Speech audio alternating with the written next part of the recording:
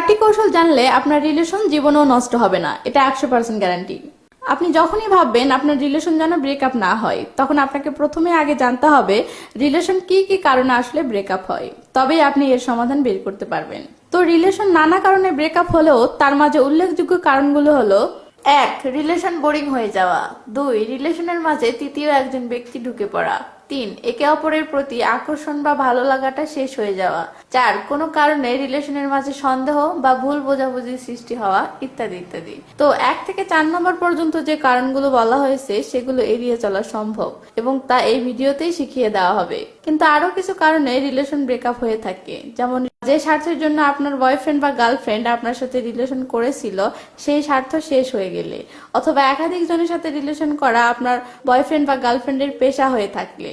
এমন ক্ষেত্রে দুনিয়ার কারো সাধ্য নাই আপনাদের ব্রেকআপ আটকাতে পারবে। তাই এগুলো বাদ দিয়ে চলুন প্রথম 1 থেকে 4 নম্বর কারণগুলোর এক এক করে সমাধানে আসা যাক। তো নাম্বার 1, কি করলে রিলেশন বোরিং হবে না?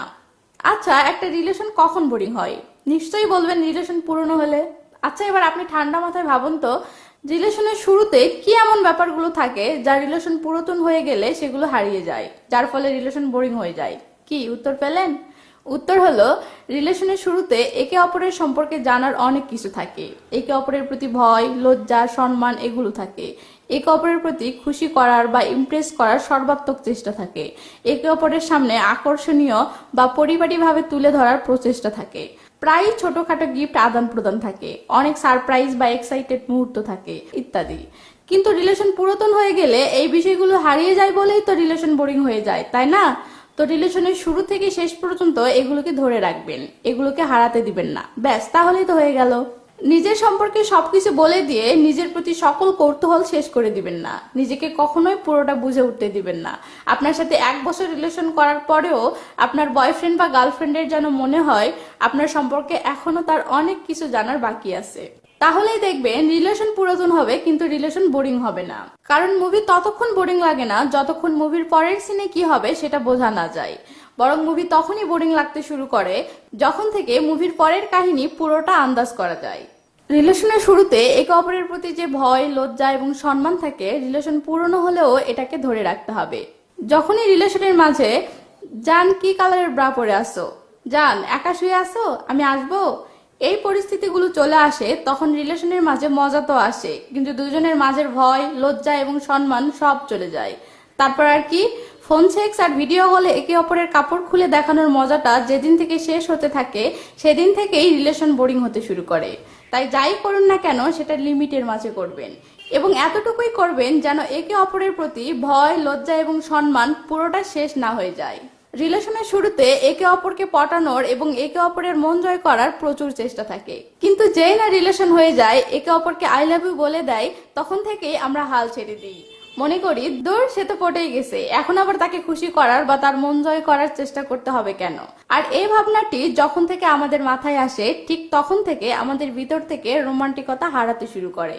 একে অপরকে খুশি করার জন্য দুষ্টু মিষ্টি বাচ্চামো বা পাগলামো গুলো করার এনার্জি আমাদের হারাতে থাকে, তখন রিলেশন দিনকে দিন বোরিং হতে থাকে।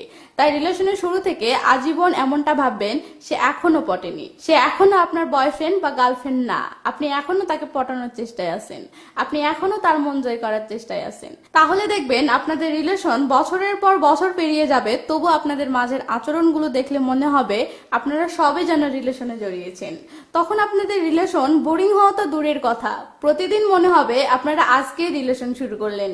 রিলেশনের শুরুতে একে অপরের সামনে আকর্ষণীয় বা পরিপাটিভাবে তুলে ধরার প্রচেষ্টা থাকে, অর্থাৎ রিলেশনের শুরুতে তার সামনে যাওয়ার আগে সবচেয়ে সেরা কাপড়টি পরে আধা ঘন্টা সেজে গুজে পুরো ফিটফাট হয়ে 10 মিনিট ধরে আয়নার সামনে দাঁড়িয়ে থেকে চুল ঠিক করে সেই একটা স্টাইল মেরে একদম পরিপাটি হয়ে তবেই তার সামনে যাওয়া, যেন আপনার প্রতি সে আকর্ষণ ফিল করে। আর রিলেশন হয়ে গেলেই এসব প্রচেষ্টা সব শেষ। তারপর থেকে শুরু হয়ে যায় যে কাপড়ে আসেন, যেভাবে আসেন সেভাবেই তার সামনে দেখা করা, সেভাবেই তার সাথে ভিডিও কলে কথা বলা, সেভাবেই তাকে ফটো তুলে সেন্ড করা। তারপর আর কি, আপনার প্রতি সে আর সেই আকর্ষণটা ফিল করে না যেটা সেই রিলেশনের প্রথম দিকে আপনাকে দেখলে করত। আপনাকে তার আর ততটা স্পেশাল মনে হয় না যতটা সে আগে মনে করত। যে আপনাকে দেখে সে আপনার উপর ক্রাশ খেয়েছিল আর এখন যে আপনাকে সে রোজ দেখে, দুটোর মাঝে পার্থক্য বাড়তে থাকে আর আপনার প্রতি তার ফিলিংস কমতে থাকে।